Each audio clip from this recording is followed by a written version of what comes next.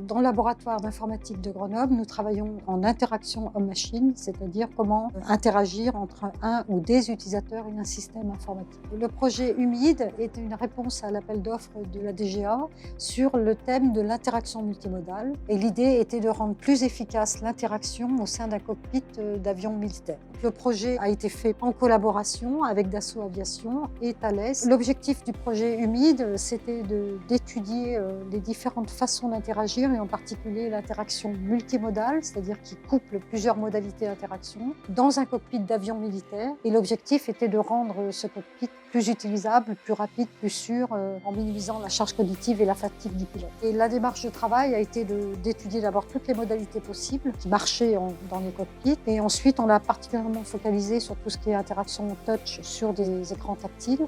On a développé un gant pour l'interaction micro-gestes. L'idée, c'est d'avoir comme un écran tactile, mais sur les doigts. Tous les gestes sont récupérés par des capteurs de pression fixés sur l'index et le majeur principalement, qui permettent de récupérer les valeurs qu'on entre directement sur les doigts. Et ensuite, on a une carte de prototypage qui va récupérer ces événements et les envoyer à un ordinateur. On a une interaction assez précise grâce à la proprioception, ce qui fait qu'en apprenant les commandes, on peut réaliser des actions rapidement, même sans regarder. Donc grâce à ce gant, on a pu développer plusieurs techniques de menu pour sélectionner une commande dans un menu qu'on a évalué, et notre meilleure technique était presque aussi performante que le tactile. Grâce au e-textile, on espère pouvoir faire un gant naturel où on ne sent vraiment pas de capteur.